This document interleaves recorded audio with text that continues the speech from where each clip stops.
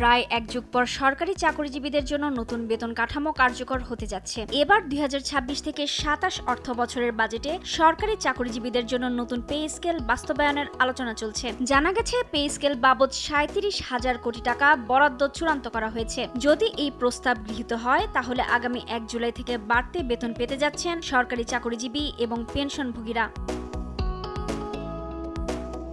গণমাধ্যমকে দেয়া এক সাক্ষাৎকারে অর্থ ও পরিকল্পনা মন্ত্রী বলেন, আগামী অর্থ বছরের শুরুতে অর্থাৎ ১ জুলাই থেকে নতুন বেতন কাঠামো বাস্তবায়ন হবে। কিভাবে সবচেয়ে কার্যকর উপায়ে এটি বাস্তবায়ন করা যায় সে বিষয়ে কাজ চলছে। অর্থ মন্ত্রণালয়ের সূত্রে জানা গেছে, সরকারি চাকরিজীবীদের জন্য নবম পে স্কেল ৩ ধাপে বাস্তবায়নের বিষয়ে নীতিগত সম্মতি দিয়েছেন প্রধানমন্ত্রী তারেক রহমান। অর্থ বিভাগ ও জনপ্রশাসন মন্ত্রণালয়ের সূত্রে জানা গেছে, ১ জুলাই থেকে নতুন কাঠামোর আংশিক বাস্তবায়ন শুরু হতে পারে। প্রথম ধাপে সরকারি, স্বায়ত্তশাসিত, আধা সরকারি বিচার বিভাগ এবং বিভিন্ন বাহিনীর কর্মীরা নতুন মূল বেতনের ৫০% পাবেন। বাকি অংশ এবং ভাতা পরবর্তী ২ অর্থ বছরে ধাপে ধাপে কার্যকর করা হবে।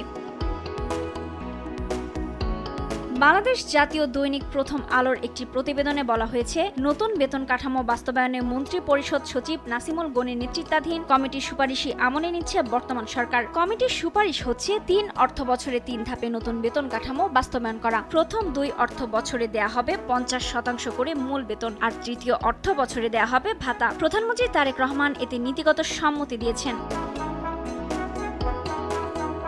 এ প্রসঙ্গে অর্থ ও পরিকল্পনা মন্ত্রী আমির খসরু মাহমুদ চৌধুরী বিবিসি বাংলাকে বলেন, আগামী বাজেটই নতুন বেতন কাঠামো নিশ্চিতভাবে বাস্তবায়ন করা হবে। তবে বাস্তবায়ন কিভাবে হবে এ নিয়ে কথাবার্তা চলছে।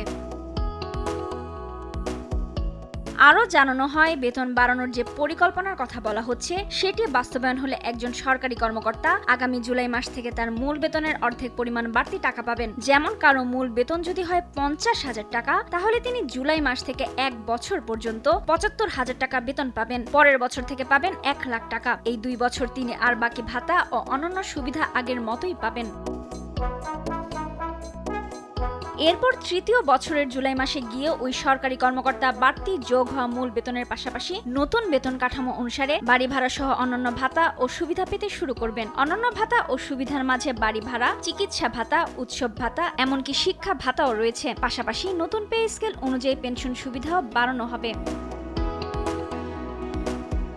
অন্তর্বর্তীকালীন সরকারের সময় কমিশনের প্রতিবেদনেও সুপারিশ করা হয়েছে, কোনো কর্মচারীর প্রতিবন্ধী সন্তান থাকলে তাকে ২,০০০ টাকা ভাতা দেওয়া হবে। তবে এক্ষেত্রে শর্ত ছিল, সকল ক্ষেত্রেই সর্বোচ্চ ২ জন সন্তান এই সুবিধা পাবে। এতে আরও বলা হয়েছে, ১১তম থেকে ২০তম গ্রেডের কর্মচারীদের জন্য প্রচলিত মাসিক টিফিন ভাতা ২০০ টাকার স্থলে ১,০০০ টাকা করা যেতে পারে।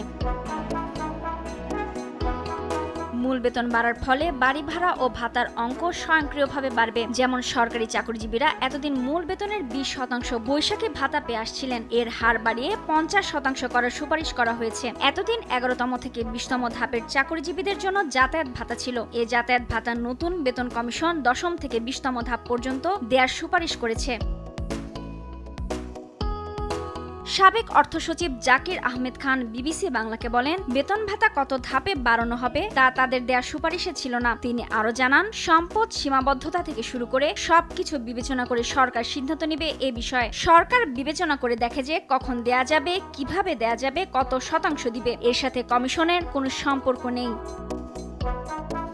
রুবায়েত তানজুম, দেশ টিভি।